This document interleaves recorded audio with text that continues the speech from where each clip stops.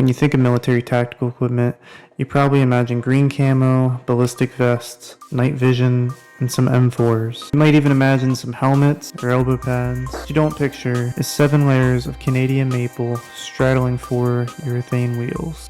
It might sound absurd to you, but it's exactly what government scientists were thinking of back in 1999. They called it the Skateboard Initiative, and it was a part of Project Urban Warrior. Today we're going to talk about why they did this and why it was doomed from the start. First, we got to talk about Operation Urban Warrior. In 1998, places like Bosnia and Somalia were becoming the new nightmare for infantry soldiers. Buildings are tight, corners blind, and you're carrying 80 pounds of equipment. This experiment wasn't about landing a kickflip over a landmine. This was for soldiers navigating skyscrapers, corridors, and alleyways. They could use a skateboard to roll down a hallway quietly, set off a tripwire, or draw out sniper fire. The idea was to clear a building quickly and get over to the next one, to conserve energy and improve time efficiency. All sounds logical, right?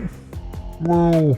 In 1999, the Pentagon asked President Clinton for the power to appoint a commander-in-chief for defense of the continental United States. The one branch of the military that can be activated by the president to an urban area in the United States. And that's where you get, like, you know, the Marines testing out combat skateboards and shred or die. Across the country, soldiers began rehearsing emergency response measures.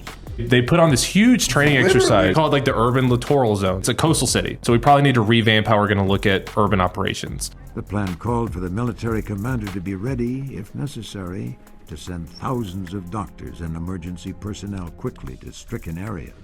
I mean, we don't have to get too scientific here, but if you imagine a grown man wearing 50 to 80 pounds of gear rolling on a skateboard, you can see why that's doomed to fail, right? Training on like how to clear like skyscrapers. With skateboards? Well, I'll be like, sure.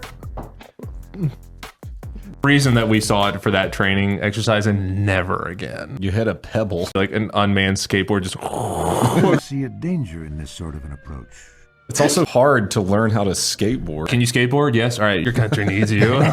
Getting into the nitty gritty, just think about the size of a skateboard wheel. The Marines got these skateboards off the shelf of a local department store, so they were just typical skateboards that any college kid would be buying at the time, meaning they got about 50 millimeter skateboard wheels. Something that can be stopped by an ordinary sidewalk crack, let alone pebbles, which are going to be everywhere in a war-ridden city. Yeah, one little rock, you, your weapons, all your gear, are falling to the floor.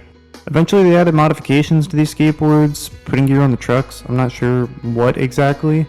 What we do know is the Marines really did try to make a skateboard a practical combat accessory. Google defines the Urban Warrior Project as a U.S. Marine Corps military experiment program conducted between 1997 and 1999 to evaluate new tactics, technologies, and strategies for combat in densely populated city environments. They wore T-block camouflage, used combat skateboards, commercial protective gear such as skateboard helmets and pads. They had early iterations of drones, satellite communications, and more. The Skateboard Initiative died and failed, not because of the skills of our government skateboarders, but because it was fundamentally flawed.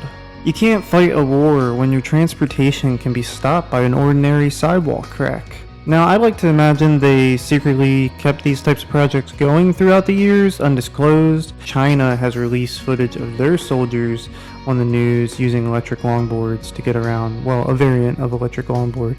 So I could imagine like US Marines coming down the street on like one wheels or something one day. As somebody who's very familiar with the Marine Corps and has a skateboarding background, you almost want it to be practical. You want to be able to have a skateboard issued to you. As awful as war is, it's like one little fun thing that you could think about as a positive. Was this a waste of time? I'd say no. Because of skateboarding in the military, they changed the way that they designed their helmets and knees and elbow pads. They actually found that what they could pick up at a department store was better than some of the gear they were already using and handing out. Was this the coolest what if of military history? Definitely. It reminds me of why I love skateboarding so much in the first place. It's such a simple craft, yet it's so unforgiving. The Marines wanted this to be a piece of tactical gear. Skateboard is just a toy that defies the laws of physics in the wrong hands. The Skateboard Initiative did cause a lot of uprise within the public community. There were protests. The gunfire began at 7:30 each morning and continued for 7 hours. The so-called land warriors were equipped with the latest in communications and weaponry. Civilian actors were equipped with backpacks that were sensitive to laser lights. If your lamp flashed, you were dead. Civilians hit the ground and take cover as the military responds to an enemy attack. Our mission is to provide logistic support to the Special Purpose Marine Air Ground Task Force, provide for humanitarian assistance, disaster relief, displaced persons, reduce and relieve the suffering of these folks. Urban Warrior was actually an international invasion. Soldiers from Britain, Canada, and Israel. 4 languages: English, Spanish, Korean, and French. These were being shot from some kind of air rifle at approximately 300 feet per second, sometimes at point blank at folks. Unconscionable. No gates. That's why we have all these problems right now. It has never been allowed to bring these people here. Our government did it. During Urban Warrior's grand finale on March 18th, Marines discharged 60 smoke bombs and 8,000 rounds of blanks in a single hour. It did not look like a humanitarian mission.